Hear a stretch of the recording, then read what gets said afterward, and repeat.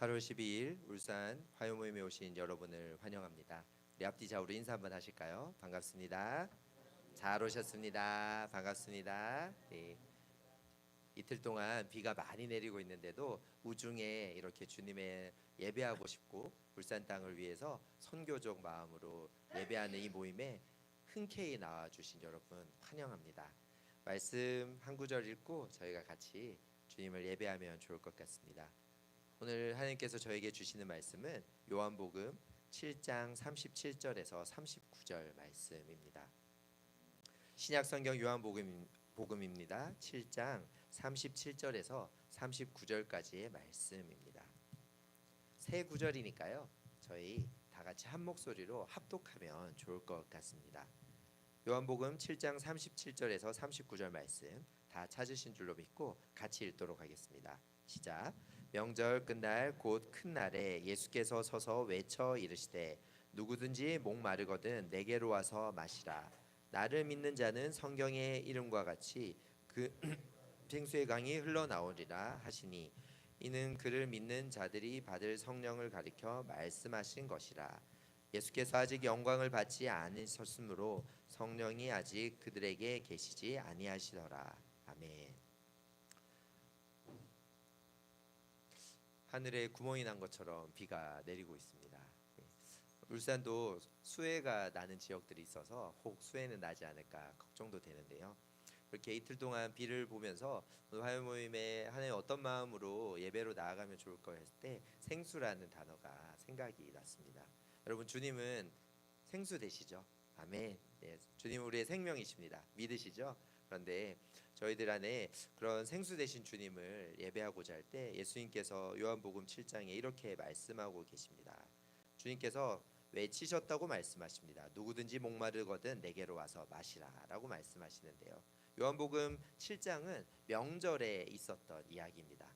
유대 명절들, 유월절이나 이런 명절들 중에 특히 7장은 초막절에 있었던 이야기입니다.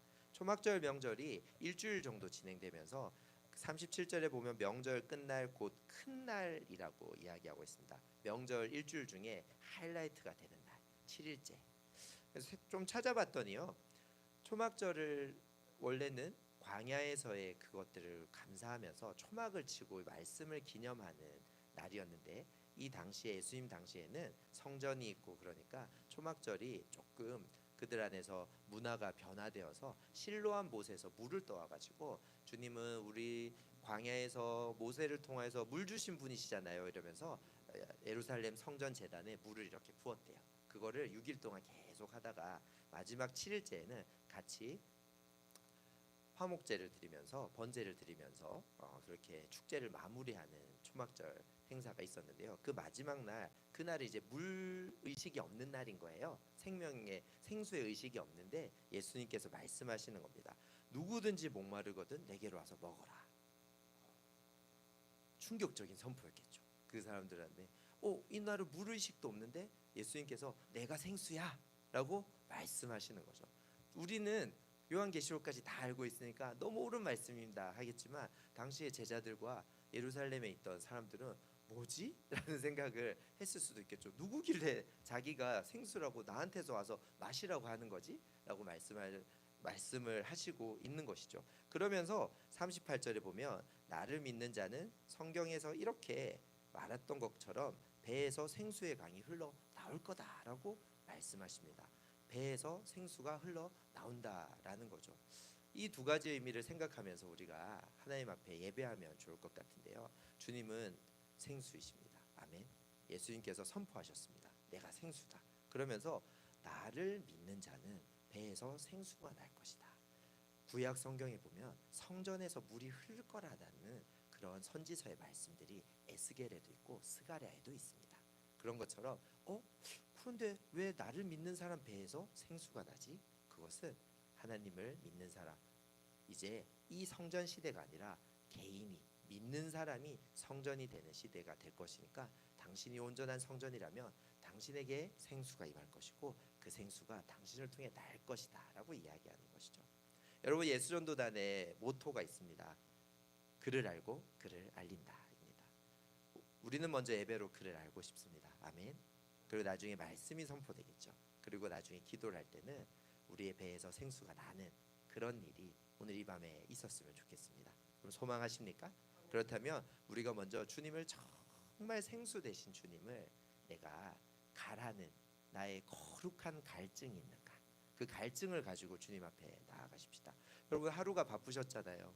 또 빗 속에서 축축하셨잖아요. 그런 와중 가운데도 여러분 중심에 주님이 가득해서 주님 더 알고 싶어요. 특별히 이 시간에는 구별되어서 주님만 만나고 싶어요 하는 여러분 거룩한 갈증이 있으십니까? 그 거룩한 갈증의 상태로 성령 하나님 저를 인도해 주세요. 주님 제 마음 가운데 정말 주님을 만나고 싶은 마음이 가득합니다라고 우리 그것을 입술로 고백하시면서 예배로 나아가시지 않으시겠습니까? 이 시간 여러분 다 초대하고 싶습니다. 아니 주님께서 우리 각 사람을 다 초대하고 계십니다. 그래서 신뢰하신다면 손을 들어도 좋겠고요, 일어서셔도 좋겠고요, 아주 다양한 방법으로 우리 주님 앞에 주님 갈망합니다. 주님 가랍니다. 주님 채워주시옵소서. 주님 해갈하여 주시옵소서. 시원케 하여 주시옵소서라고 기도하시지 않으시겠습니까? 기도하십시다. 하나님 감사합니다. 주님 목마릅니다. 주님을 바랍니다. 생명 되신 주님을 이 시간 갈망합니다. 주님 저희 가운데 채워 주시옵소서. 성령 하나님 저희와 함께 하시는 이 공간 가운데 가득 계시는 성령 하나님 저희 가운데 계시하여 주시고 주님 저희들의 목마름을 채워 주시옵소서. 저희들의 개인적인 목마름을 넘어서서 하나님의 원하심을 알 수 있는, 하나님의 뜻하심을 따라갈 수 있는 그런 시원한 생수 되신 주님을 소망하오니 주님 함께하여 주시옵소서. 이제 우리가 한 가지 더 기도할 때 성령 하나님을 기대하시면서 주님께 모든 소망을 올려드리면서 주님 찬양하는 입술 되게 하여 주시옵소서. 예배하는 마음 되게 하여 주시옵소서. 성령 하나님 이 공간 가운데 가득 임재하여 주시옵소서라고 성령 하나님께 이 모임을 맡겨드리면서 의지하시면서 기도하도록 하겠습니다. 기도합시다. 성령님 이 시간 주님을 신뢰합니다. 주님 이 시간 우리 가운데 오셔서 우리를 인도하여 주시옵소서. 우리 예배 가운데 함께하여 주시옵소서. 그렇게 가실 주님의 이름을 찬양합니다. 주님 갈망합니다. 주님 함께하여 주시옵소서.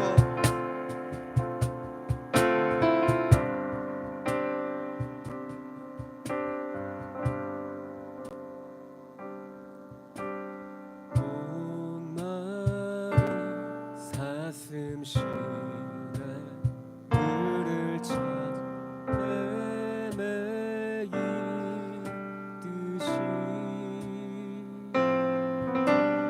내 영혼 주를 찾기에 갈급하나.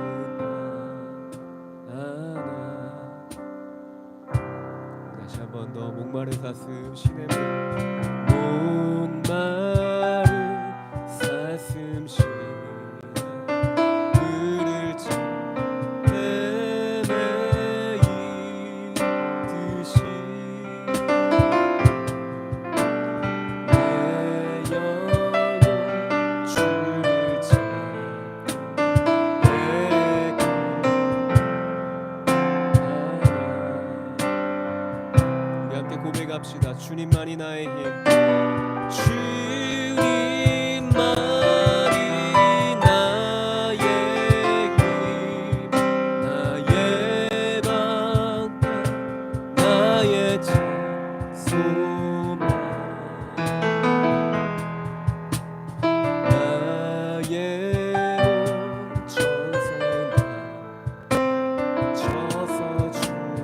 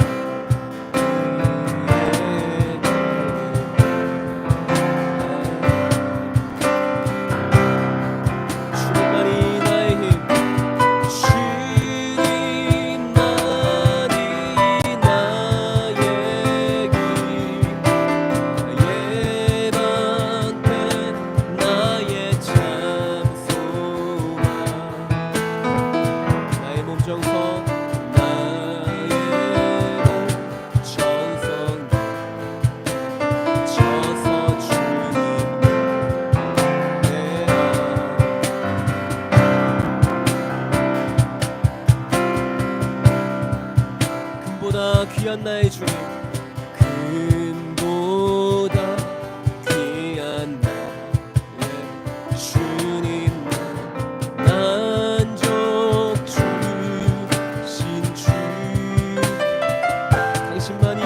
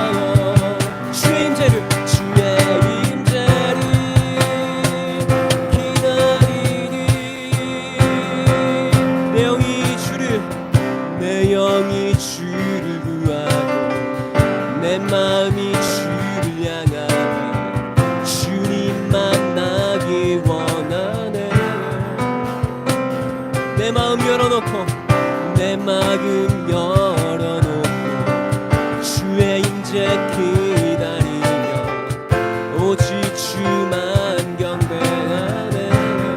한 번 더 내 영이 주를 구하고 내 영이 주를 구하고 내 마음이 주를 향하네. 주님 만나기 원하네.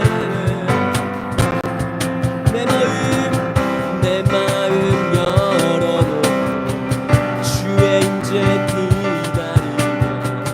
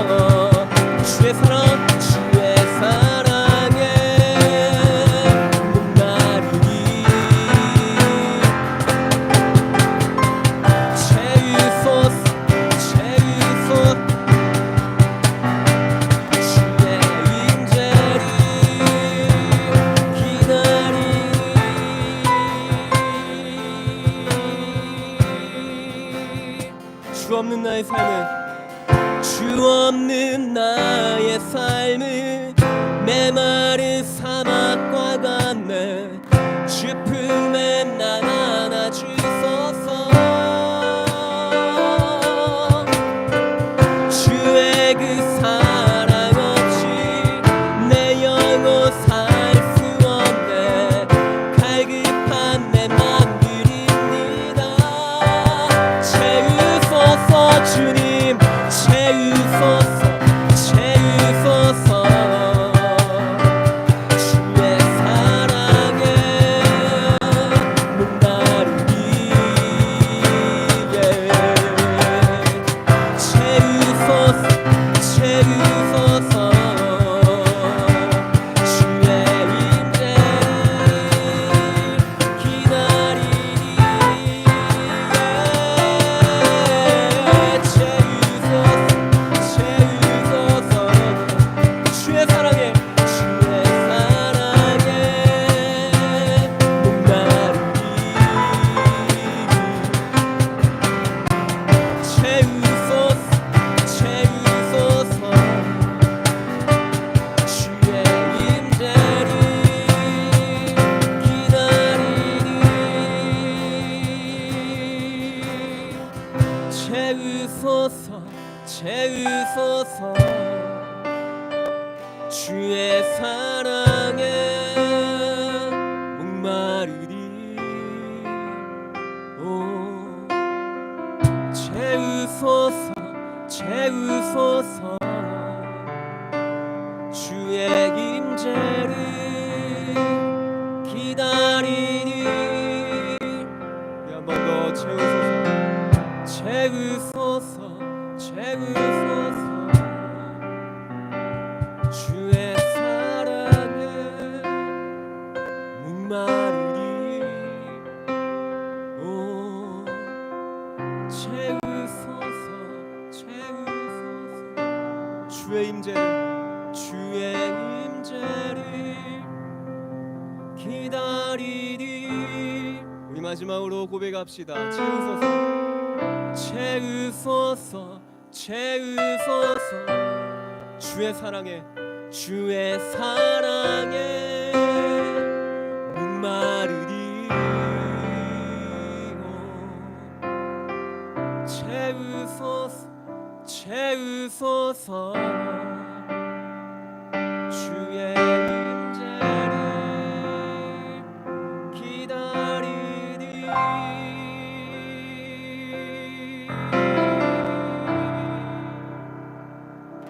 주 오셔서 통치하소서. 헛된 나의 길 어둠 거두사 내 모든 것 다 드리니 오셔서 다시 한 번 더 주 오셔서, 주 오셔서 통치하소서. 헛된 나의 길 어둠 거두사 내 모든 것 다 드리니 오셔서, 오셔서 다시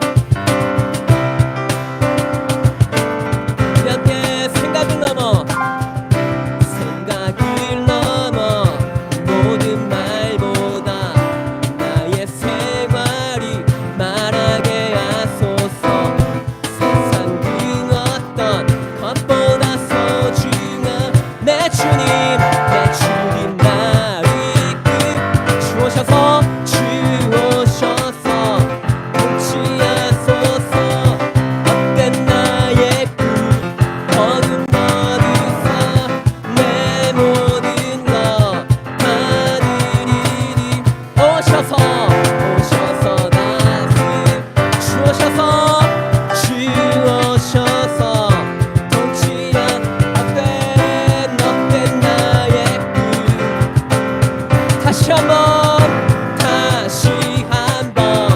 나의 주님 오셔서 나 우리 한 번 더 주오셔서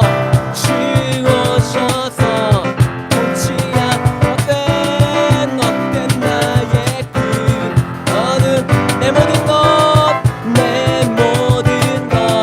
다 드리리 오셔서 다시 한 번 더 주오셔서 통치하소 어떤 나의 꿈 어느 다시 한 번 나의 주님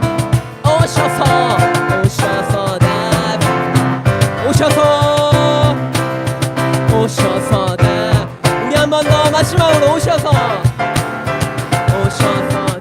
다스리소 아멘. 주님 이 시간 우리 가운데 오셔서 우리의 삶을 통치하시고 우리를 다스려 주십시오. 아멘.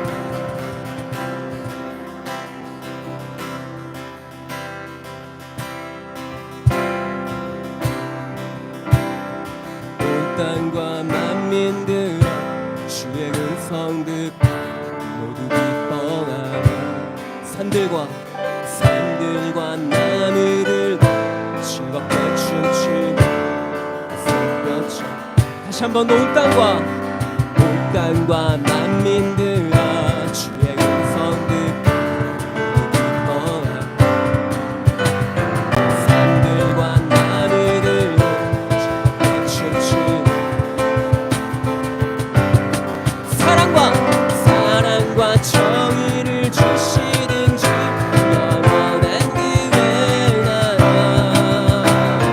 좌우의 날이 선 것과 같이 진리의 구름 말씀 승리의 땅들아 기뻐하라 죄인 구하시는 주 오신다 십자가 구원으로 물리쳤네 어느새 사랑과 정의를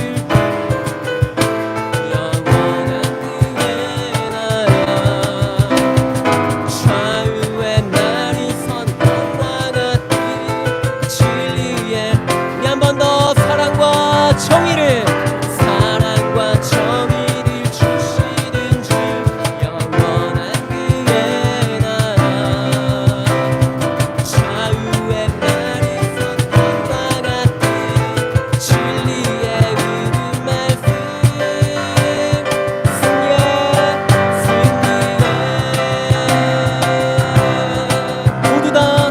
모두 다 소리 높이 주 찬양 외치세요 온 세상에 내가 남았니 우리 한 번 더 고백합시다 모두 다 소리 높이 주님 찬양해 힘있게 찬양해 외치세요 내가 남았니 주가 끝이야 사랑과 정의를 주시는 주 영원한 그의 나라 좌우의 날이 선 것과 같이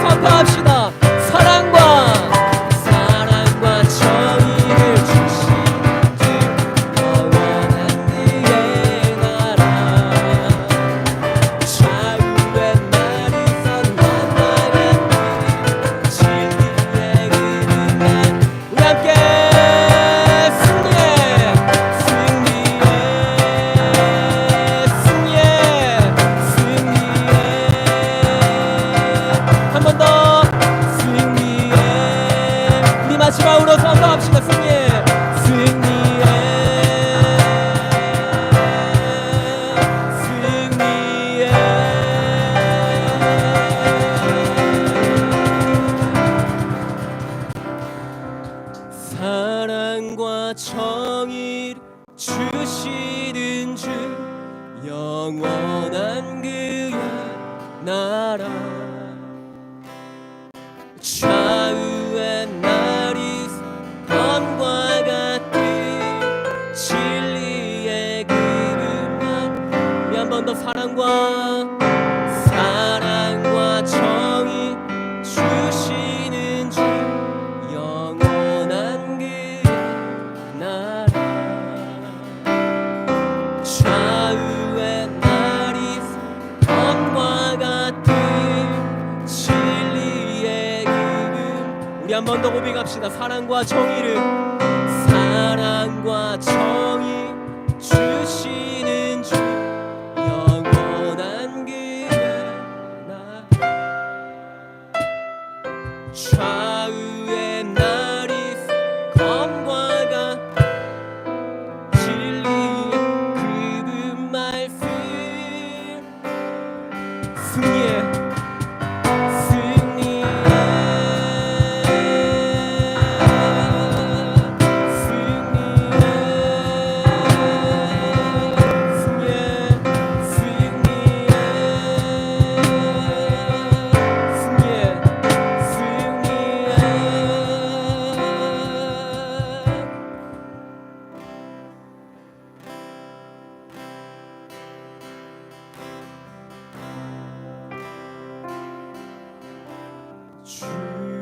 주를 영원히 서줄게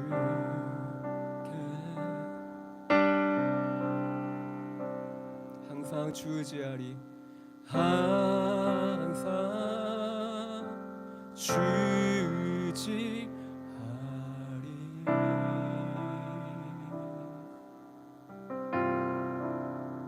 두려움 속에서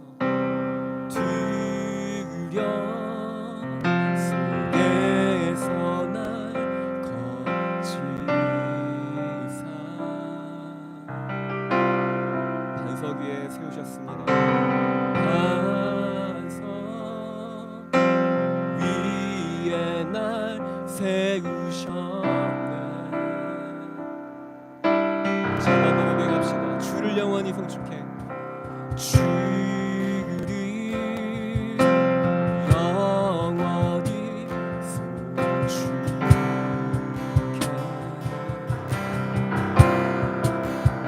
항상 주지하리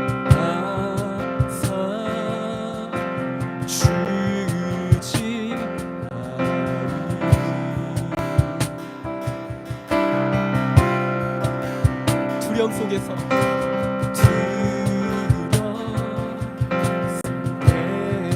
날 거치사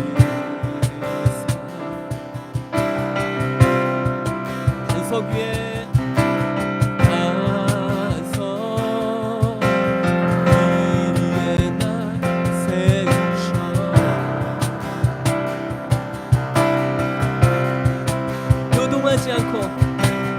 요동하지 않고 주님 꿈에 나리 나의 앞에 힘과 내기여 그 원자 기나치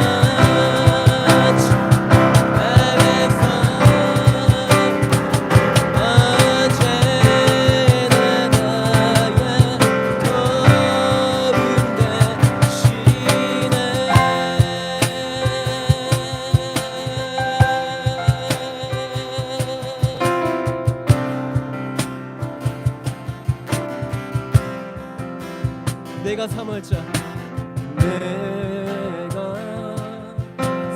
모할자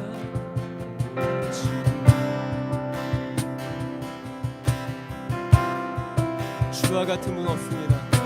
주와 같은 분 없으리 내 기쁨 되신 내 기쁨 되시니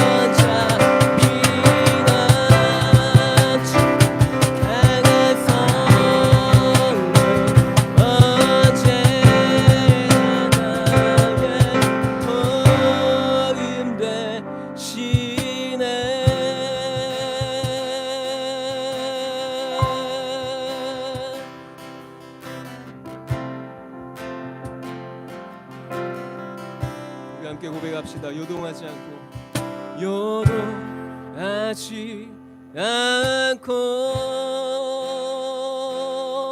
주를 고백하리.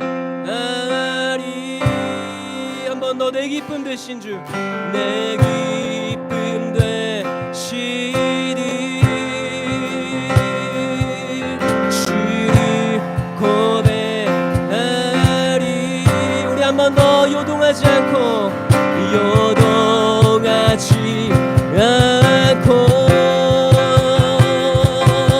주를 고백하리. 내 기쁨 되시는 내 기쁨 되시니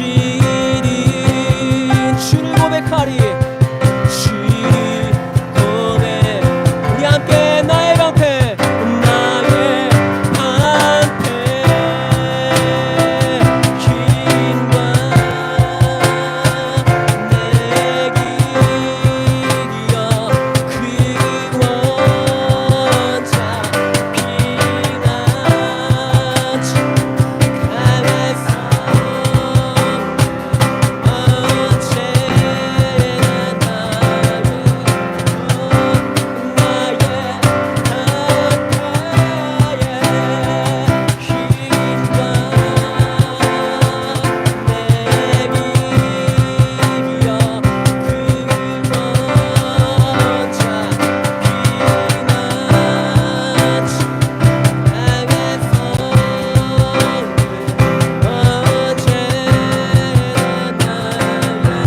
다시 한 번 더 나의 방패, 예, 방패 힘과 내 길이여 그 원자 피나지 강한 성령 언제나 나의 도움 되시네.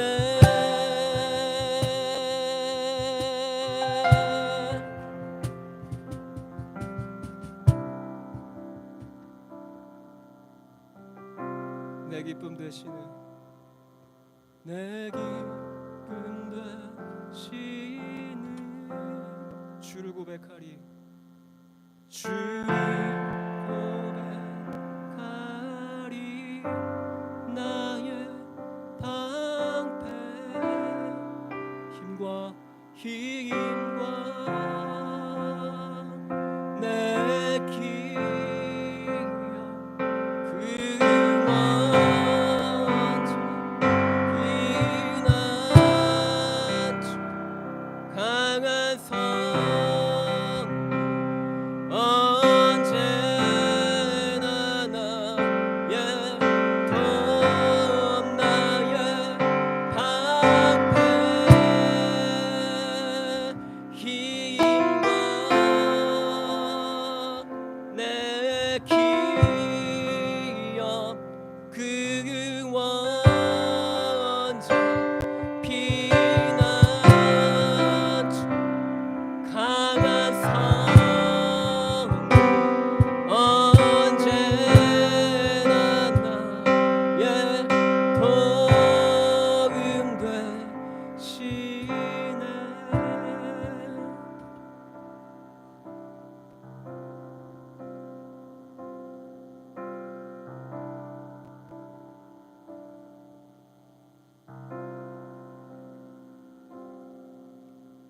능력의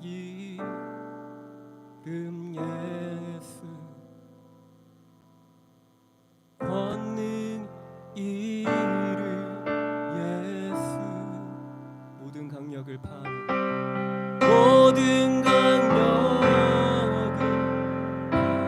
아는 예수, 생명 되신 예수.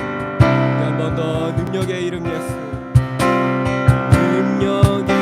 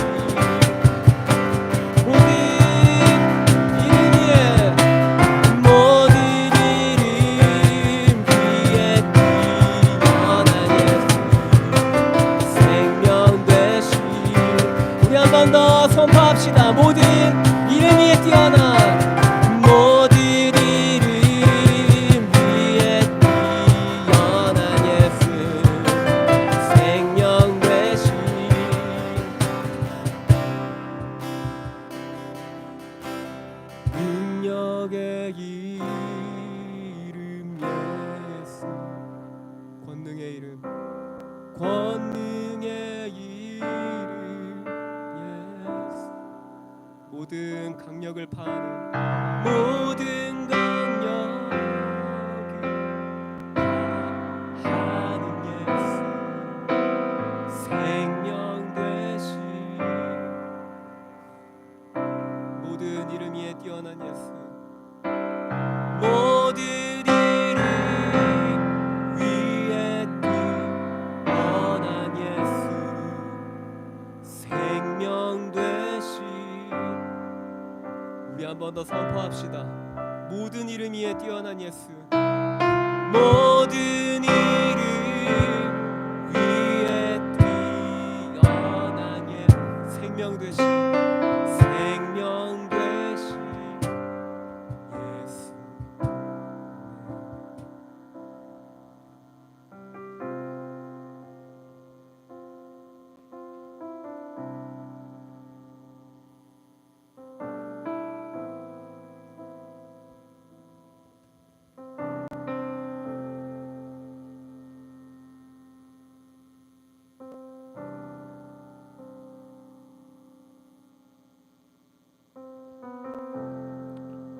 이러므로 하나님이 그를 지극히 높여 모든 이름 위에 뛰어난 이름을 주사 하늘에 있는 자들과 땅에 있는 자들과 땅 아래에 있는 자들로 모든 무릎을 예수의 이름에 꿇게 하시고 모든 입으로 예수 그리스도를 주라 시인하여 하나님 아버지께 영광을 돌리게 하셨느니라.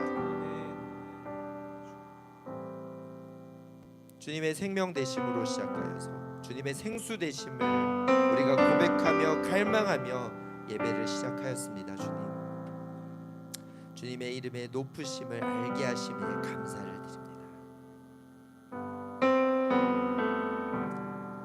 저희는 거룩하지 못한데 주님의 이름 앞에서, 주님의 은혜 앞에서 거룩함을 입을 수 있음을 고백합니다. 주님을 바라봅니다. 주님의 이름만 높여드립니다. 주님의 이름을 높이는 것을 넘어서서 주님의 이름을 가슴에 품고 주님, 우리가 예배자로 주님의 제자로 살아가게 하여 주시옵소서. 주님의 권능을 선포하는 자들 되게 하여 주시옵소서. 저희 오늘의 예배가 저희들만 기뻐하는 예배가 아니라 울산 땅과 열방으로 흘러가는 예배가 되게 하여 주시옵소서. 그렇게 하실 주님의 이름을 찬양합니다. 살아계신 권능의 이름, 거룩의 이름, 승리의 이름, 예수님의 이름으로 기도드립니다. 아멘. 네, 감사합니다. 저희 화요 모임을 함께 하고 계십니다. 화요 모임에서 몇 가지 광고 드리도록 하겠습니다. 네, 인텐시브 연합 MP 미션 퍼스펙티브라고요. 세계 선교관 학교라는, 선교사를 지망하면 반드시 해야 되고요. 그리고 꼭 선교사가 아니더라도 선교적 삶을 살기 위해서 선교를 바르게 배울 수 있는 다양한 관점을 제시하는 MP라는 학교가 있습니다. 이 학교가 이제 지부에서 한 16주 과정으로 하기도 하고 또 제주도에서 3주나 4주 과정으로 하기도 하는데, 이번엔 특별히 저희들의 훈련의 메카, 오늘 또 홍천 출신들이 많이 오셨는데요. 홍천에서 네, 이 훈련이 진행됩니다. 이번엔 특별하게 그냥 MP를 보통 선교부에서 선교부 간사님들이 많이 진행하는데, 이번에는 모든 해외 선교사님들이 들어오셔서 MP 간사를 하시면서 스텝을 하시면서 정말 선교사님들한테 직접 들을 수 있는 강의와 선교사님들이 다 학교를 소그룹으로 또 이렇게 각종 잡으로 섬겨주시는 놀라운 학교가 준비되고 있습니다. 예수원단 홍천지부에서 하고요. 9월 21일부터 10월 4일까지 2주 동안 진행되는 이 학교에 많은 관심 가져주시면 감사하겠습니다. 이미 많이 등록이 되고 있다고 합니다. 주변에 알려주시면 감사하겠습니다. 다음 광고입니다. 더 중요한 광고네요. 예, 울산지부에서 하는 건데요. 네 번째 귀납적 성경연구학교. 그런데 이번에는 구약학교입니다. 창세기부터 이제 사무엘상하랑 그 성문서 몇 개를 배우게 되는데요. 구약 39권 중에 16권을 배우게 되는 5개월간의 과정입니다. 늘 태화교회에서 많은 장소를 제공해주고 계신데요. 이번에도 태화교회 4층에서 진행하고 매주 토요일마다 토요일 하루 종일 한 주에 한 권 정도씩의 성경을 연구하고 이렇게 자신이 그냥 성경을 알고 이해하는 것을 넘어서서 연구하고 그 성경을 가지고 어떻게 제대로 살 수 있는지 고민하는 기납적 성경 연구학교가 준비되고 있습니다. 9월 12일부터 시작인데요. 9월 12일이 간사님 오픈 강의인가요? 네. 13일요. 죄송합니다. 13일. 네, 13일 토요일 날 오픈 강의를 시작으로 12일은 아마 금요일 날 따로 먼저 모이는 것 같습니다. 이 학교에 많이 관심 가져주시면 감사하겠습니다.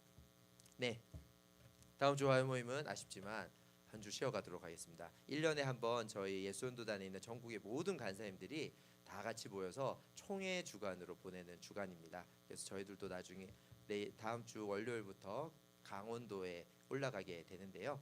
이 모임을 위해서도 같이 기도해 주시면 좋겠고요. 26일 날 화요 모임으로 함께 하도록 하겠습니다. 계속 늘 광고 드리지만 화요 모임은 이곳 예수원도단 울산지부 사무실 4층에서 진행되고요.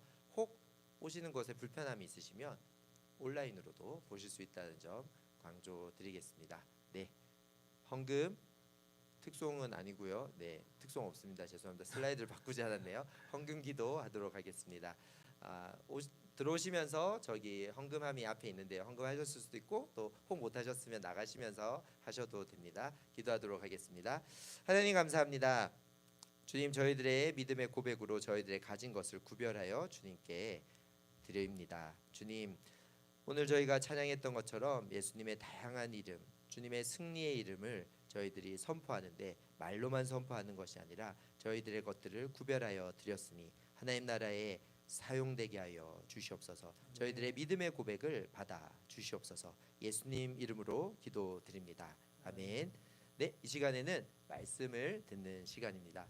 오늘 한 달에 한 번 정도 저희들이 선교사님 모시려고 노력하는데요. 귀한 선교사님 모셨습니다. 제 친구이기도 하고요. 그리고 저의 전임 울산 지부장님이시기도 하시죠. 캄보디아에서 아주 따끈따끈한 소식을 가지고 돌아오셨는데요. 우리 원정명 선교사님 나오실 때 축복하도록 하겠습니다. 당신은 하나님의 언약 안에 있는 축복의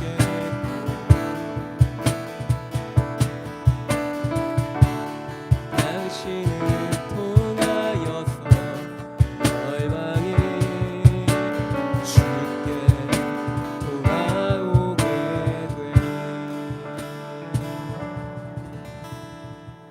만나뵙기 위해서 반갑습니다. 캄보디아에서는 이제 인사를 이렇게 두 손을 모아서 좀립수오라고 하는데요. 이렇게 한번 인사드리겠습니다. 좀립수오. 네, 고맙습니다. 피차 좀 어색하지만, 네, 저는 이제 2023년 8월 25일 날에 캄보디아에 도착해서 약 지금 2년이 돼가고 있고요. 원래는 작년에는 저희 가족들과 함께 나왔다가 이번에는 저희 딸이 오늘 검정고시를 이제 봐서 저희 딸 아이를 데리고 이제 광복절날에 들어가려고 지난주에 나왔습니다. 그래서 잠시 나왔고요. 그래서 이렇게 나왔는데 저희 우리 지부장 우리 간사님께서 제가 나온 것도 당연히 나온다고 말씀을 드려야 되거든요. 그래서 나왔더니 화요 모임 때 이렇게 말씀 나누면 좋겠다고 하셨는데 지금 굉장히 많이 떨립니다. 왜냐면 저희 앉아 계신 분들 중에 선배님도 계시고 그런데 오늘 예배 드리면서 뭐 우리가 고백했던 찬양 있지 않습니까?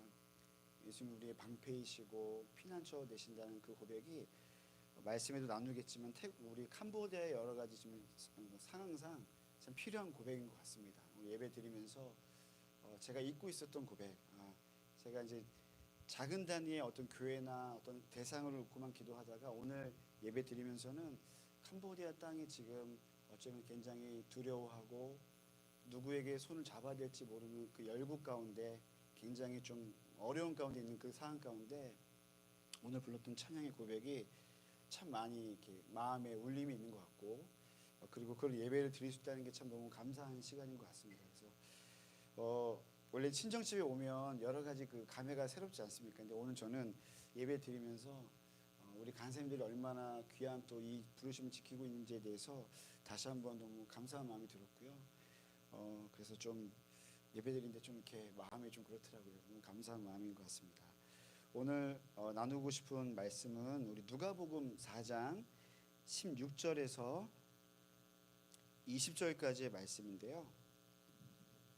누가복음 4장 16절에서 20절까지의 말씀입니다. 제가 먼저 읽고 다음 여러분이 읽으시고 마지막 절은 다 함께 읽도록 하겠습니다. 제가 먼저 16절 읽겠습니다. 예수께서 그 자라나신 곳 나사렛에 이르사 안식일에 늘 하시던 대로 회당에 들어가사 성경을 읽으려고 서심해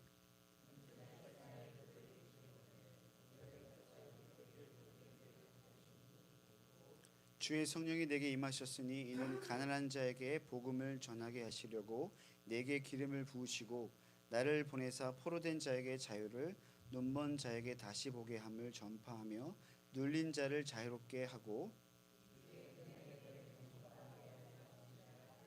함께 읽겠습니다. 책을 덮어 그 맡은 자에게 주시고 앉으시니 회당에 있는 자들이 다 주목하여 보리라. 최근 캄보디아에는 전쟁이 있었습니다. 여러분이 뉴스로 보셔서 아시겠지만 캄보디아와 태국 간의 전쟁이 있었습니다. 전쟁이 일어난 까닭을 조금 보신 분들은 아시겠지만 양국의 어떤 국경에 있는 그 영토 문제가 있었습니다. 그런데 사실은 시간을 거슬러 올라가면 지난 5월 달에 양국의 국경에서 먼저 총격이 있었는데요. 총격 싸움이죠. 이런 일들은 국경에서 좀 비일비재하다고 합니다. 그런데 그때 캄보디아 군인 한 명이 이제 죽는 일이 있었습니다. 그 일을 가지고 태국군의 과실이 좀 더 컸기 때문에 당시 태국의 총리였던 여자 총리가 캄보디아의 이제 전 총리였던 훈센 의장에게 전화를 걸어서 해명하는 일이 있었습니다.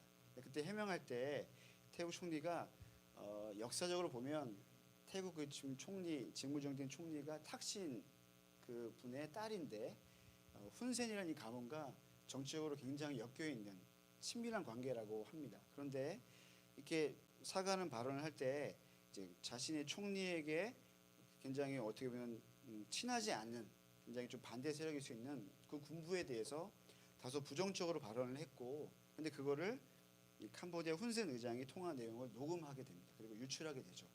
근데 그 일을 가지고 태국 국민들이 이제 자국의 군부를 비판하는 일들에 대해서, 그리고 군사적이나 경제적으로 보면 태국이 우위에 있거든요. 근데 마치 이게 허리를 숙여서 뭔가 이렇게 자존심이 상하는 듯한 발언을 한 것 때문에 굉장한 소동이 일게 됩니다. 그리고 나서 이 태국 총리가 직무정지가 되게 되고, 그리고 이제 군부하고 야당까지 합세해서 총리가 결국 물러나게 됩니다.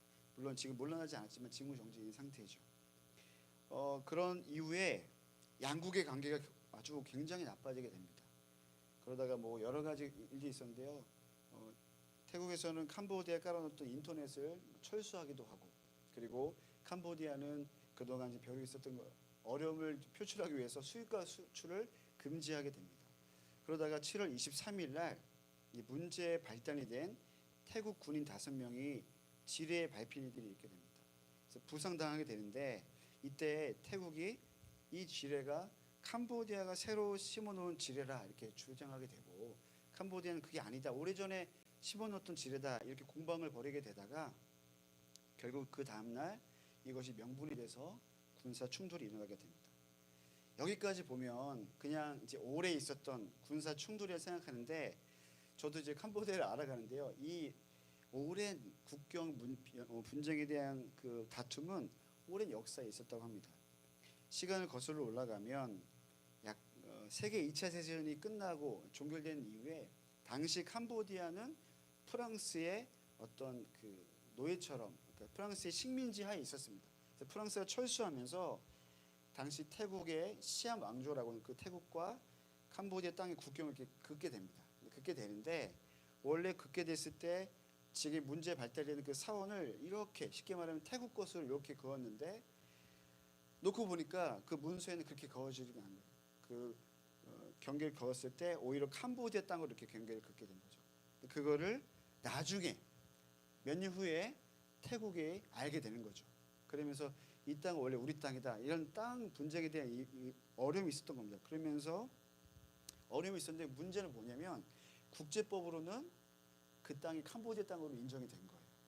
우리도 보면은 가끔 이제 절에 보면, 산에 보면은 원래 그 산에 가끔 절이 있으면 그 절이 원래 절의 땅은 아닌데 오랫동안 소유지 없이 이렇게 거주하게 되면 그 땅이 절의 소유가 되는 경우 있지 않습니까? 마치 그런 것처럼 이렇게 됐는데 또 하나 불씨가 된 게 무엇이냐면 캄보디아가 그 사원을 유네스코에 등재하게 됩니다. 그리고 등재하게 됐고 그러면서 여러 가지 영토 싸움이 있게 되는데 실제로 지금 문제가 된 그 국경에 출입문은 태국에 들어오게 되고요. 그리고 많은 곳은 지금 캄보디아 사유지가 됩니다. 그래서 그 사원 안에 태국군과 캄보디아군이 이렇게 서 있어요.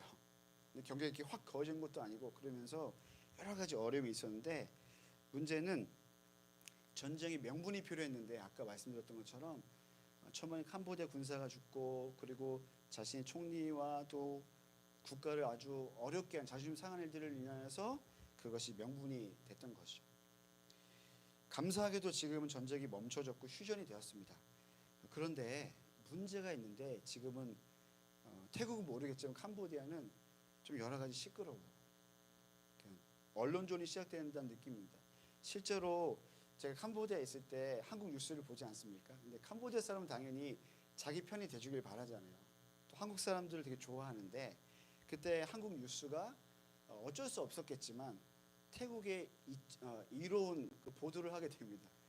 거기에 대해서 굉장히 서운하게 되고 실제로 캄보디아는 군사력으로도 태국을 이길 수도 없는 상황인 걸 알고 있고 그래서 누군가의 도움이 필요한 상황 안에서 굉장히 사람들이 그 쉽게 말하면 SNS 상에서 굉장한 막 글도 퍼오기도 하고 사진도 공유하면서 이제 그렇게 약간 좀 흥분된 또 어려운 마음 가운데 이렇게 있었습니다.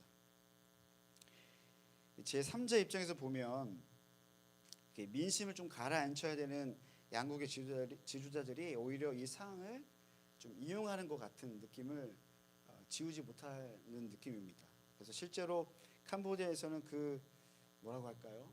그런 전쟁 이후에 그런 효과들이 나타나는 것 같은 시민들이 밖에 나와서 막 이렇게 흔히 말하는 데모를 하는데 그 데모는 태국이 싫다는 데모가 아니라 우리나라의 국력을 키워야 된다. 우리나라를 누가 도와줄까 이런 이제 고백을 하는 거죠. 너무나 많은 어려움이 있는 것 같습니다. 그리고 막 순국한 병사나 피해를 입은 사람들에 대해서 그 동정심이 지나쳐서 막 모금 행렬도 많아지고요. 그래서 저희가 어느 정도냐면 태국 물품을 쓰는 것 자체도 눈치를 볼 정도로 그렇게 되어가고 있는 것 같습니다. 전쟁에 관한 정보와 이슈가 새롭게 펼쳐지면서 사람들은 그것을 전파하는 데 여념이 없습니다. 제가 이제 교회를 올 2월부터 우리 현지인 교회를 저희 선임 선교사님에 이어서 섬기고 있는데요. 저희 교인들도 마찬가지더라고요.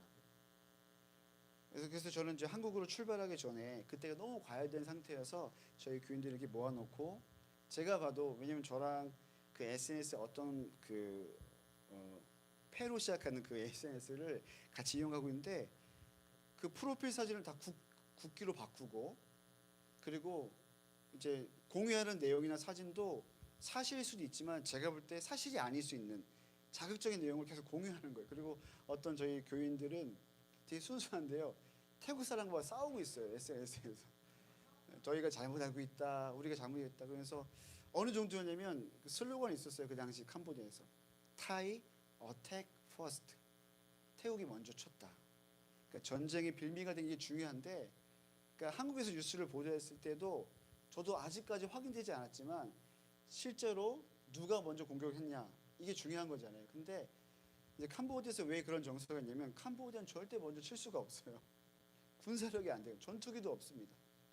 그런 가운데 여러 가지 자신의 부당함, 억울함을 막 SNS에서 펼치는 거죠. 그리고 막 전파되고 있고요. 물론 지금은 조금 이렇게 잦아드는데요. 그런 상황이었습니다. 여러분 뭔가 소식을 펼치고 뭔가 전파하는 거 굉장히 중요한 거 아니겠습니까? 근데 사실은 소식을 펼치고 전파하는 일을 가장 많이 하셨던 분이 바로 예수님이십니다. 오늘 본문에서도 예수님께서 복음이 되는 소식을 펼쳐서 전파하신 것을 우리가 알 수 있습니다. 우리 한번 17절을 보시면요. 이렇게 말씀하고 있는데요. 선지자 이사야의 글을 드리거늘 책을 펴서 이렇게 말씀하고 있습니다. 그러니까 예수님께 우리 안 읽었지만 16절을 보면 예수님께서 성경을 읽으려고 서셨다고 말씀하고 있는데, 근데 그때가 언제냐면 회당에서, 정리하면 회당 예배 중에, 안식일날 회당 예배 중에 예수님께서 성경을 읽으시려고 대표로 나가신 겁니다. 유대인의 예배 가운데 누군가 한 명을 지정해서 성경을 낭독하도록 하는 순서가 있는데요, 오늘 이 말씀에 의하면 예수님께서 여러 지역에서 회당에 들어가서 가르치시고 했던 그 소문이 들려져서 아마 회당장 예수님께 성경을 낭독하도록 부탁하셨던 것으로 보여집니다. 예수님께 서셔서 이제 성경을 이렇게 낭독하시게 되는데, 이때 예수님께서 어떤 말씀을 회당장에게 받냐면 이사야의 글을 받았다고 합니다. 여러분, 당시의 성경은 이렇게 책으로 되어 있지 않고 여러분 아시는 것처럼 말려져 있지 않습니까? 두루마리로. 예수님께서 이렇게 책을 받으신 겁니다. 그렇게 받으셔서 어떻게 하셨다고 했죠? 책을 펴셨다고 말씀하죠. 그러니까 두루마리 이렇게 피신 겁니다. 그래서 순서가 있는데, 그런 다음에 뭐라고 말씀하고 있냐면 이렇게 기록된 때를 찾으시니라고 말씀하고 있죠. 누가복음을 기록한 이 누가라고 하는 이 저자가 예수님께서 성경을 낭독하시는 그 장면을 조금 더 자세하게 기록하고 있지 않습니까? 그냥 이사야 말씀을 읽으셨다고 하면 되는데, 뭐라고 하냐면 책을 받으셔서 펴시고, 그리고 뭐라고 하냐면 무엇인가를 찾으셨다고 말씀하세요. 다시 말하면 여러분, 예수님께서 두루마리 성경을 받으시고, 이거는 그 당시 예배 순서 아마 있었던 것으로 보여지죠. 오늘 이 예배 때는 이사야 성경 말씀을 읽도록 되어 있는 것으로 보여지는 거죠. 그런데 중요한 건 어느 구절을 읽을지는 아직 정해져 있지 않다는 거예요. 그래서 예수님께서 어떻게 해요? 뭘 읽으실지, 어디를 읽으실지 찾으셨다고 말씀하고 있는 것입니다. 그 말씀이 18절과 19절인데요. 우리 한번 이 말씀을 한번 읽어보도록 하겠습니다. 시작. 주의 성령이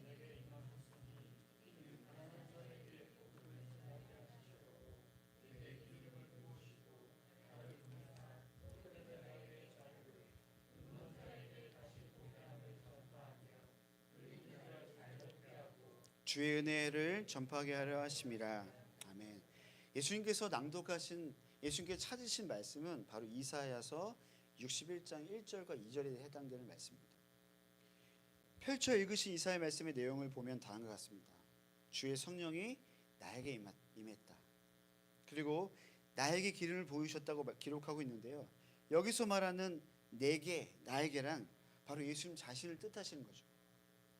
예수님께서 말씀하시기를 나에게 성령이 임했고 또 기름을 부었다고 하는데, 여러분, 기름 부는 것은 당시에 왕을 임명할 때 기름 부은 것처럼 내가 이 땅에 왕으로 지금 왔다라고 지금 선언하고 계신 것입니다. 근데 더 중요한 것은 그 이유가 무엇일까? 기름 부음을 받고 그리고 성령이 임한 그 이유, 그 목적이 무엇이라고 말씀하고 있냐면, 뒤에 뭐라고 있냐면 나를 보내사 포로된 자에게 자유를, 눈먼 자에게 다시 보게 함을 전파하고 눌린 자를 자유롭게 하도록 하기 위해서 내가 왕으로 왔고 기름 부음을 받았다라고 말씀하고 있습니다. 19절에 그것을 함축해서 주의 은혜의 해를 전파하기 위해서 왔다라고 말씀하고 있죠. 그러니까 예수님께서 하나님의 말씀을 펴서, 이사야 말씀을 펴서 당신이 누구이시고 무엇을 위해 오셨는지 지금 선언하고 계신 것이죠.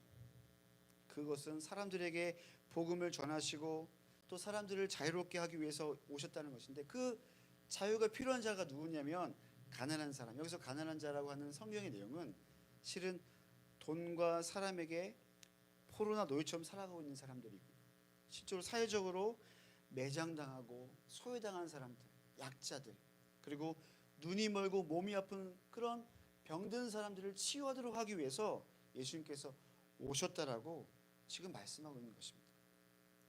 그런데 여러분, 예수님께서 지금 펼쳐 읽으셔서 선포하고 있는, 이 낭독하고 있는 이 말씀만큼 더 중요한 것이 있었는데, 그것은 바로 말씀을 지금 읽었던 장소와 시기, 그리고 말씀을 들었던 대상입니다. 여러분 말씀이 선포되었던 장소는 어디였습니까? 회당, 예배당이었습니다. 그리고 말씀이 선포되었던 때는 언제였습니까? 예배 시간이었어요. 그리고 말씀이 선포되었던 대상은 누구였습니까? 하나님을 알고 있다고 자부했던 유대인들이었습니다. 지금으로 말하자면 교회 예배당에서 예배드릴 때 지금 예수님께서 말씀을 읽으셨다는 것입니다. 믿는 자들에게. 그들은 모두 하나님을 아는 것처럼 보였고, 그리고 오늘날 말하면 예배 생활을 잘하는 사람처럼 보였습니다.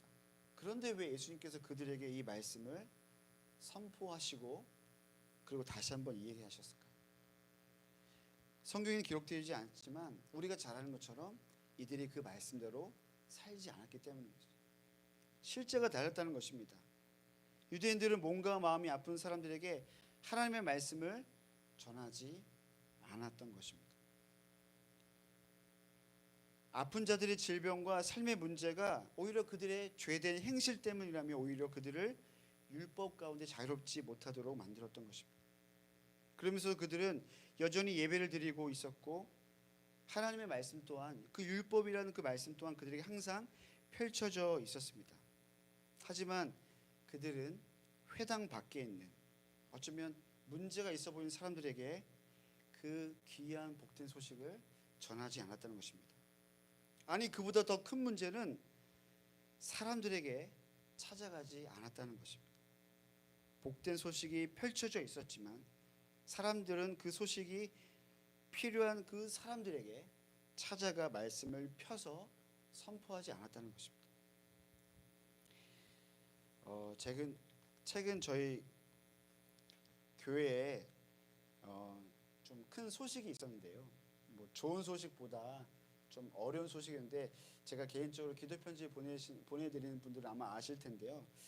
저희 교회에 주일학교하고 청소년 예배 오는 그 NGO에서 오는 아이들이 있습니다. 그래서 NGO의 기숙사에 사는 아이들인데 한 대략 20명에서 30명 정도가 오는 것 같아요. 그래서 처음에 1명, 2명 오다가 1명, 2명이 이제 다른 애들 이렇게 끌고 오는 거죠. 그래서 아이가 아이 이렇게 안고 와요. 너무 아이들 사랑스러운데 문제는 그 아이들이 결론적으로 말하면 그 NGO가 HIV라고 하는 바이러스 질병 갖고 있는 그 어떻게 보면 좀 뭐라고 할까 복균자들이 모여 있는 NGO였던 것입니다.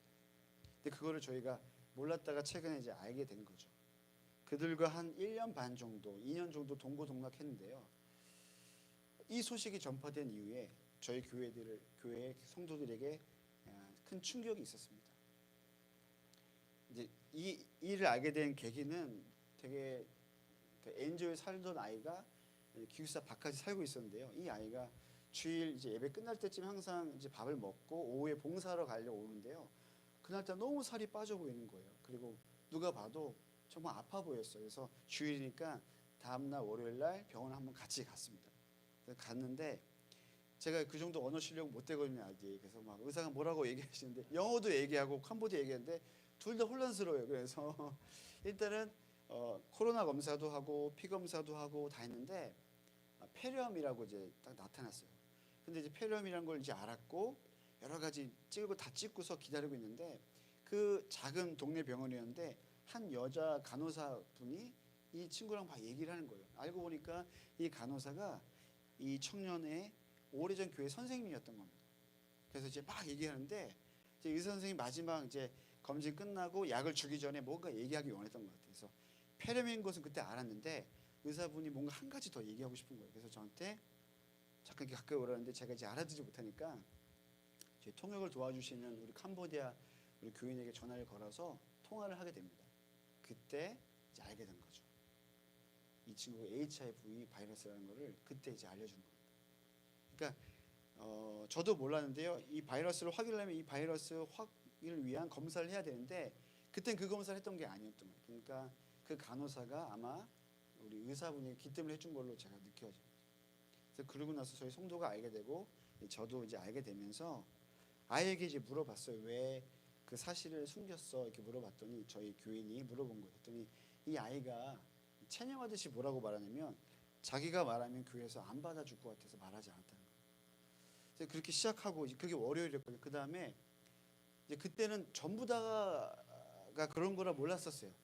한 사람이 시작된 건데 그때는 이제 몰랐는데 그 친구가 집에 가면서 이제 하는 말이 다른 친구들도 좀 그렇다고 얘기하길래 걱정이 되잖아요. 왜냐하면 아까 말씀드렸던 것처럼 NGO 안에 사는 아이들이 있고 지금 이 아이는 NGO 밖에 사는 아이입니다. 그래서 NGO 밖에 아이들이 지금 돌봄이 필요한가 보다 이렇게 생각하고 다음날 이제 만나게 됩니다.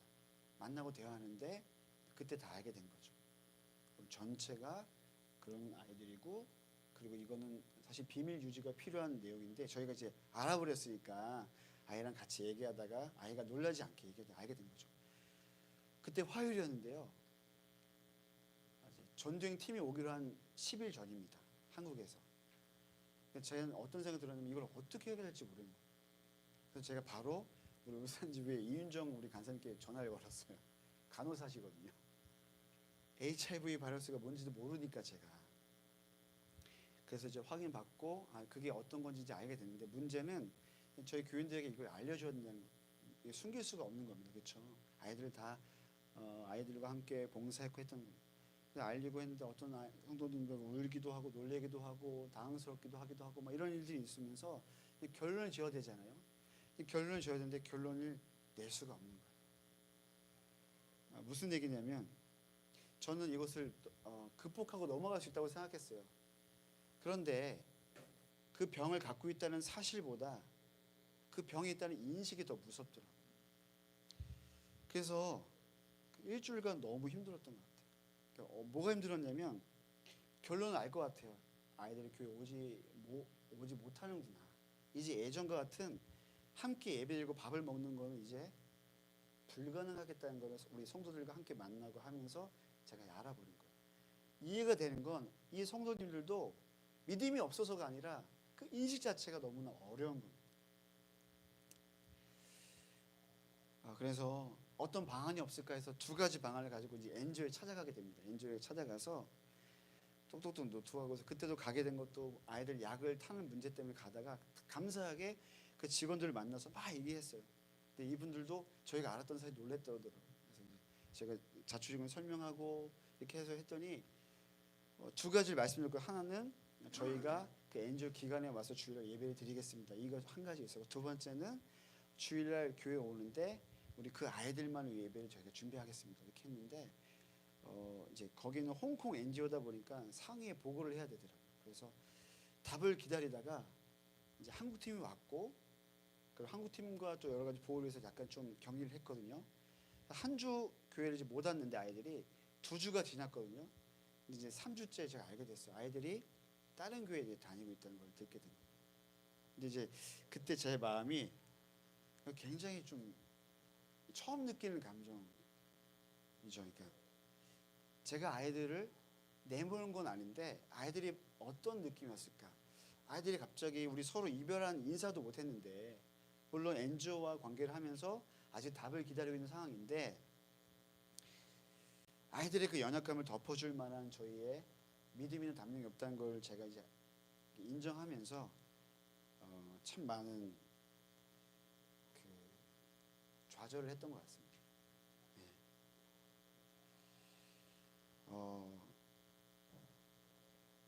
근데 여러분 이 성경 본문을 보면 예수님 말씀을 이제 읽으시고 20절에 보니까 조금 신기한 표현이 등장하는데 이렇게 표현하죠. 책을 덮으라고 말씀하고 있습니다. 책을 읽다가 덮는 거는 어려운 표현이 아니잖아요. 책을 읽다가 덮었다. 그러니까 두루마리 성경을 이렇게 펴셨다가 다시 놓으신 거죠. 그러면 여러분 왜 굳이 이 덮었다는 표현이 여기서 등장했을까? 그 의미가 있을 텐데요. 예수님께서 말씀을 읽으시다가 멈추신 거예요. 덮었다는 거는 예수님이 뭔가 말씀을 구절을 읽으시다가 어느 구절 앞에서 그 행위를 멈추셨다는 건데요. 그 멈추신 말씀이 어디냐면 우리 이사야 61장 2절을 한번 보시면요. 61장 2절입니다.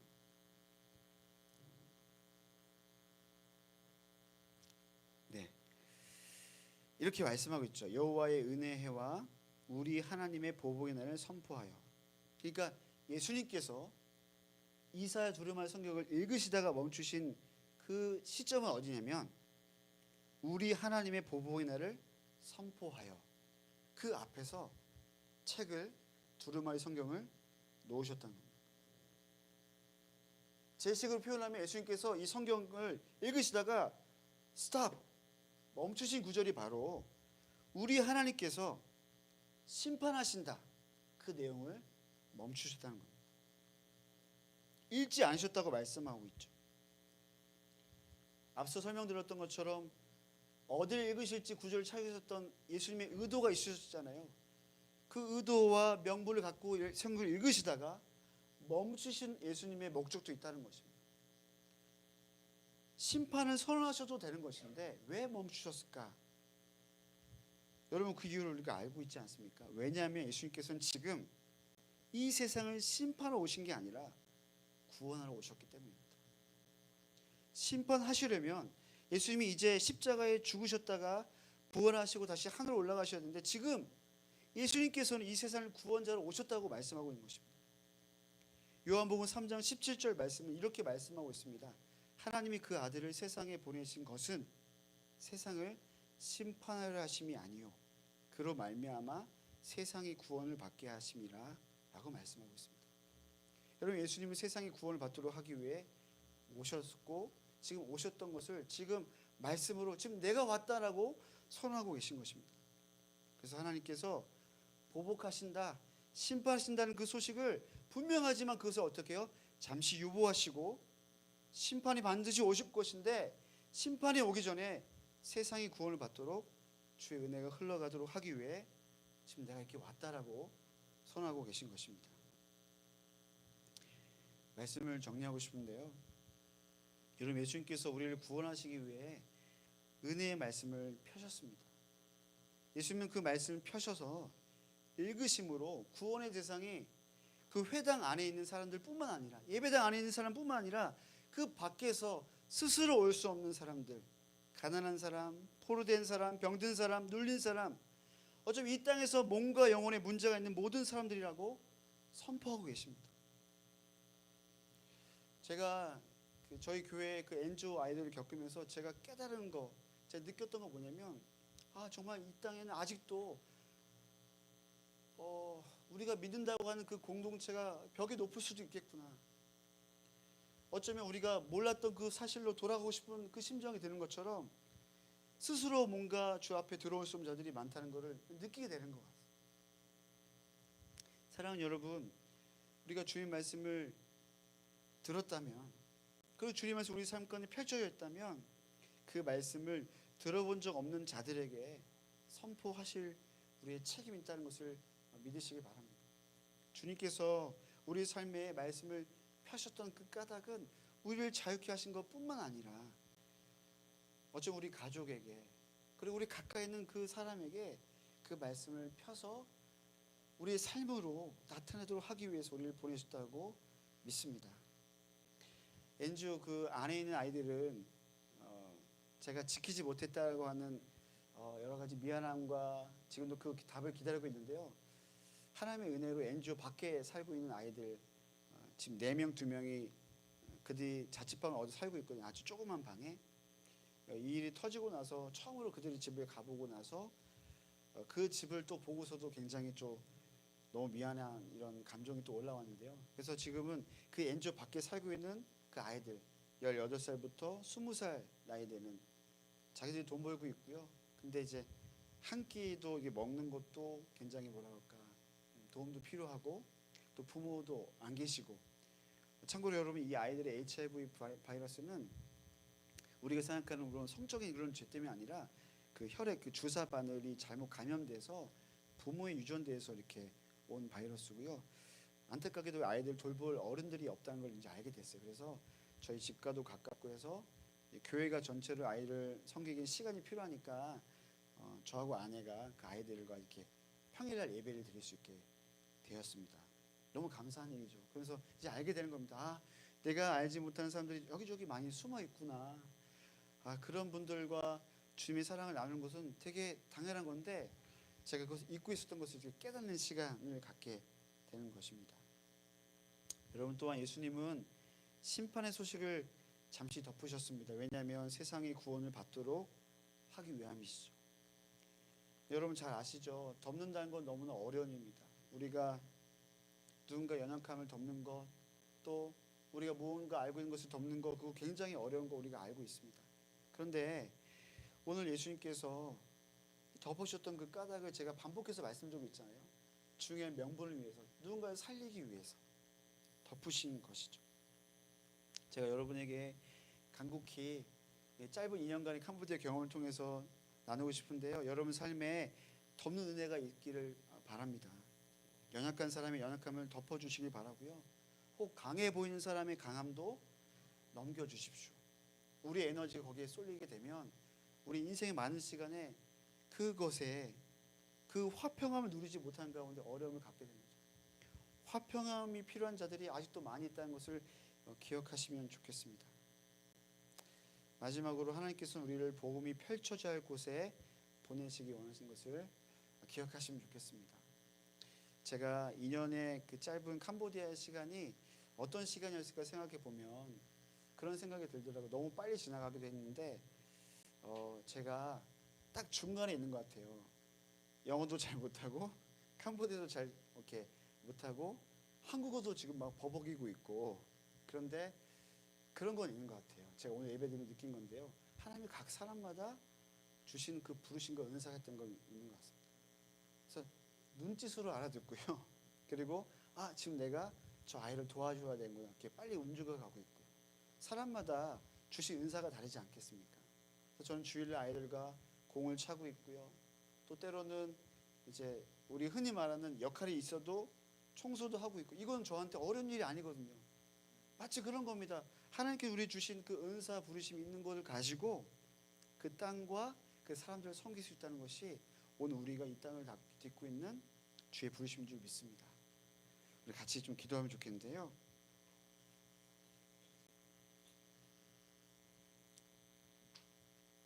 하나님께서 우리의 삶에 구원의 말씀을 펼쳐주셨습니다. 그 이유는 우리를 자유케 하기 위한 것이죠. 우리가 주의 백성이 되고 우리가 주님을 따라가는 자로 살 수 있도록, 여전히 우리가 죄 가운데 있지만 주의 말씀이 펼쳐져 있는 그 구원의 소식이 펼쳐져 있는 한 우리는 주의 자녀로 살아갈 수 있는 것입니다. 우리의 노력이나 우리의 어떤 경험이 아니라 주의 은혜로 말미암아 그런 것이죠. 그런데 너무나 단순한 진리인데요. 그 펼쳐진 말씀이 또 다른 곳에도 펼쳐질 필요가 있다는 것입니다. 자유가 필요한 자들, 연약한 자들, 그것을 다 통틀어서 주의 은혜가 필요한 자들이 오늘날에 분명히 있다고 성경은 이야기하고 있습니다. 잘 드러나지 않을 뿐이고요. 우리의 일상의 생활이 너무나 많은 시간이 익숙한 사람들과 만나고 밥을 먹고 차를 마시고 또 위로받고 격려받는 거 너무나 좋은 것인데, 그 에너지를 가지고 일주일에 한 번이라도 혹은 그 한 몇 분이라도 그 사람들이 어디 있을까 눈을 들으면 분명히 있거든요. 때로는 하나님께서 보내주실 때도 있습니다. 마치 강도 만난 이유처럼. 근데 그 자가 우리에게 어떻게 이야기하는 것입니까? 그게 바로 예수님이라고 말씀합니다. 내가 이 삶을 위해서 왔다라고 말씀하고 있는 것입니다. 오늘 우리가 이 시간 기도할 때 눈을 감고 좀 기도하면 좋겠어요. 주님, 우리의 삶에 이미 펼쳐져 있는 구원의 말씀이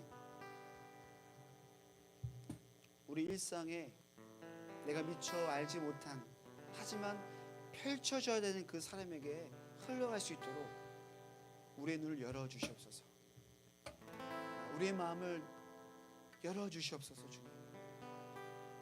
주님, 그래서 우리로 하여금 그것을 보게 하시고 그 사람의 그 연약함과 아픔을 느낄 수 있도록 우리 가운데 주의 은혜를 베풀어 주시도록 우리 먼저 좀 그렇게 기도하면 좋겠습니다. 기도하시겠습니다.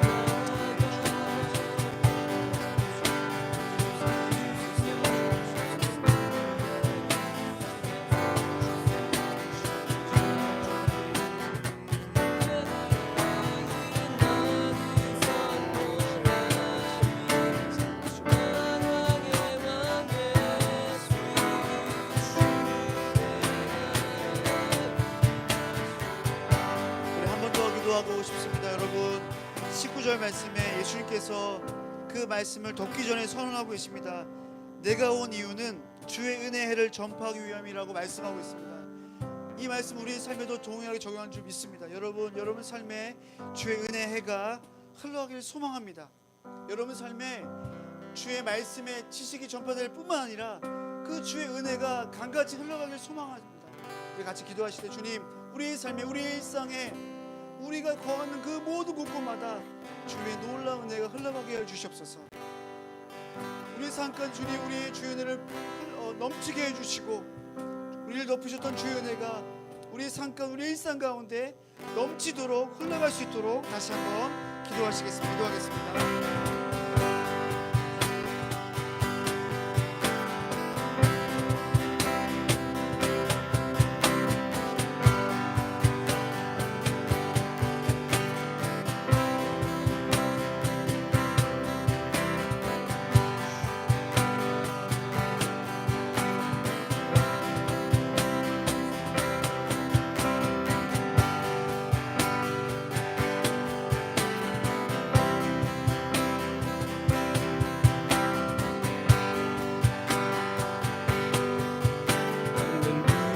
주의 나라가 먼저 하는 눈을 뜨으며 할렐루야 임하소서.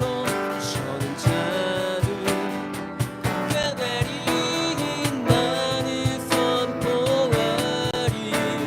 만왕의 왕 예수 주의 나라이.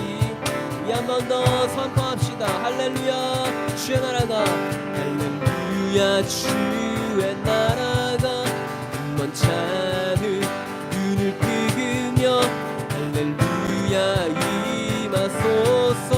천차는 걷게 되리 나는 선포하리. 만왕의 왕 예수 주의 나라 임하. 나는 선포하리. 나는 선포하리. 만왕의 왕 예수 주의 나라 임하시네. 하나님 아버지 감사합니다. 주님 오늘 귀한 말씀,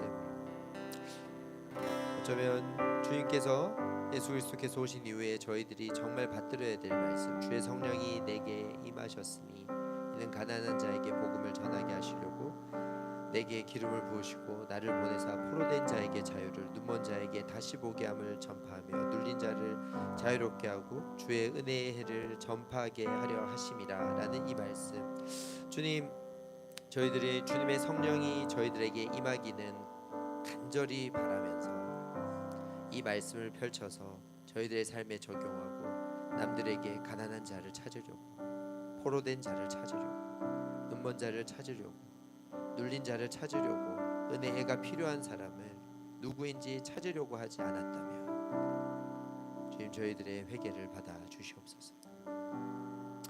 주님, 그리고 주님께서는 심판은 전에 그 말씀을 덮으셨다라고 했는데 주님, 우리들은 또 주변에 있는 사람들의 허물을 드러내기를 즐겨하고 있진 않는지, 덮어주는 사랑은 허다한 허물을 덮는 거라고 말씀하셨는데 덮어줌의 행동들이 저희들 안에 부족하고 희귀하다면 오늘 이 말씀을 통해서 저희들을 새롭게 하여 주시옵소서.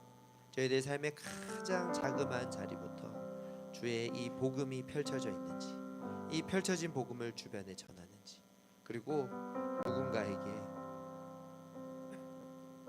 하나님 나라의 평강을 위해서 내가 덮어줄 수 있는 사람인지를 돌아보게 하심에 감사를 드립니다. 주님, 저희들 그렇게 살게 하여 주시옵소서. 열방의 울산 땅을 그런 큰 기도를 하기 전에 아주 작은 이 말씀의 펼쳐짐과 덮어짐을 저희들이 오늘 주님께 간구하오니 주님, 저희들 그런 삶을 살아가게 하여 주시옵소서. 그런 사람들이 하나님 나라를 이룰 것을 선포합니다. 예수님 이름으로 기도드립니다. 아멘. 네, 감사합니다. 여러분, 저희 화요 모임은 항상 마지막에 중보기도로 끝내는데요. 오늘 중보기도는 조금 저희 단체를 위한 기도를 좀 드리고 싶습니다. 선교사님이 말씀 전해주셔서 태국과 캄보디아를 위해서도 기도하고 싶고 여러 가지 있지만 저희가 다음 주에 화해 모임을 한 주 쉬면서까지 한 주간 강원도 횡성에서 모이게 되는데요. 이번 예수원도단 간사총회의 주제는 리크리에이션입니다. 재창조라는 뜻인데요. 저희들 선교단체가 동일하게 한국의 교회가 힘들듯이 선교단체들도 저마다의 어려움 속에 지내고 있지만 그냥 어려움을 어려움으로 받아들이는 것이 아니라 그 안에서 주님의 말씀을 또 주님의 뜻하심을 찾아야 되기 때문에 저희들 안에 재창조가 필요하다. 그것은 제가 요즘에 늘 많이 말씀드리는데 주님은 변하지 않으시니까 우리가 변해야 되는데 우리는 주님의 인도하심 안에서 진리 안에서 사랑 안에서 끊임없이 변할 수 있는 존재라며 이번 다음 한 주간에 있을 일들을 통해서 하나님께서 특별히 선교단체 한국에 허락하신 예수전도단이라는 이 선교단체 가운데 그 예수전도단에서 일하는 모든 사람들 예수전도단에 몸담고 있는 모든 사람들이 모여서 저희들 한 1,000명 가량이 모이게 되는데요. 저 행사에서 행사가 아니라 저 가족 모임이 또 저 하나님을 향한 더 새롭게 되는 어떤 언약을 갱신하게 되는 저 시간들이 하나님께서 주시는 재창조가 일어나는 시간이 되게 해달라고 같이 기도해 주시면 좋겠습니다. 또 화해모임에 오신다는 것은 또 이 화해모임을 통해서 울산과 열방을 향한 또 예배를 드리고자 하는 마음이 있으신 것이고요. 동시에 또 예수전도단이라는 단체를 신뢰해 주시고 이 단체의 이 예배 가운데서 함께 아버지의 진리가 흘러가기를 오늘 말씀에 선포됐던 것처럼 진리가 펼쳐지고 덮어지는 것들을 보기 원한다는 마음이 있으시다고 생각합니다. 그래서 1년 중에 늘 중요하지만 한 주간 특히 이 예수전도단에게 중요한 저 주간에 간사님들이 쉼도 없고 회복도 없고 그리고 하반기 사역을 잘 이끌어 나갈 만한 그런 믿음의 동력들을 얻을 수 있는 시간들 될 수 있도록 기도해 주시면 감사하겠습니다. 실례가 되지 않는다면 다 자리에서 일어나서 우리 이 간사총회를 위해서 좀 기도해 주시면 감사하겠습니다. 멀리 갑니다. 특별히 제일 멀리서 오신 분들 제주도에서 오시지만 그분들은 비행기 타고 오시고 목포에서 오시는 분들은 한 7시간 걸려서 또 오시는데 안전했으면 좋겠고요. 그리고 어떤 역사들이 주님의 변화, 재창조라고 했는데 진통이 많이 있는 시간이었으면 좋겠어요. 그냥 아름답고 행복한 시간이 아니라 진통이 있어서 진통이 있다라는 것은 변화될 수 있다라는 뜻이잖아요. 그래서 예수님께서 이 말씀을 오늘 선포된 말씀처럼 그 말씀을 펼치고 얘기했을 때 그들 간에 진통이 있었겠죠. 우리 그런 사람들인데 그렇게 살아야 되는데 그렇게 살지 않았구나라는.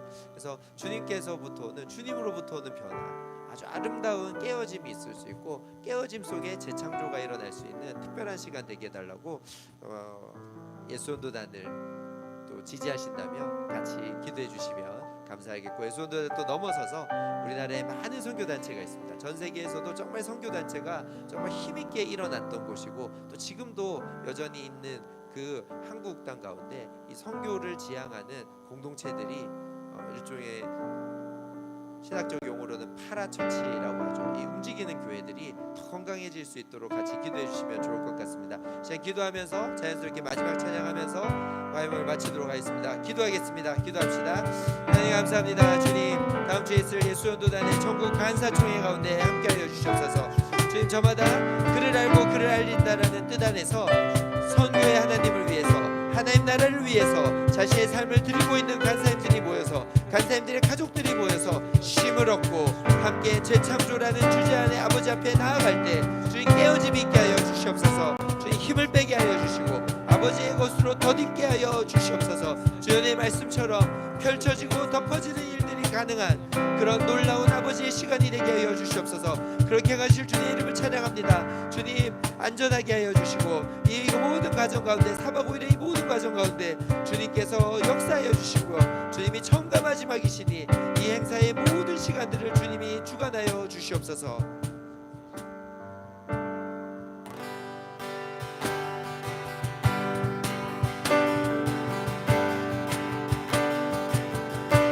우리는 주의 움직이는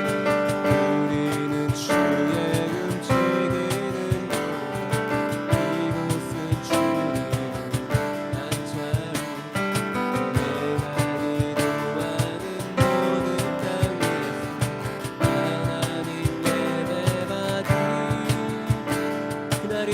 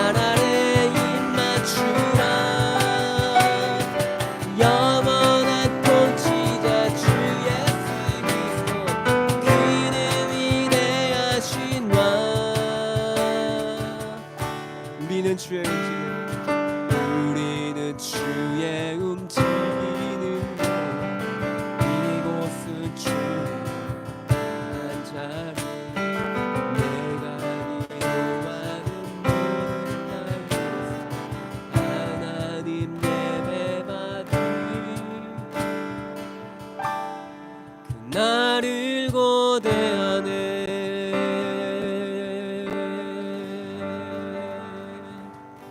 모두 화요 마쳤습니다. 안녕히들 돌아가시고 저희는 2주 뒤에 뵙도록 하겠습니다. 사랑하고 축복합니다. 네, 수고하셨습니다.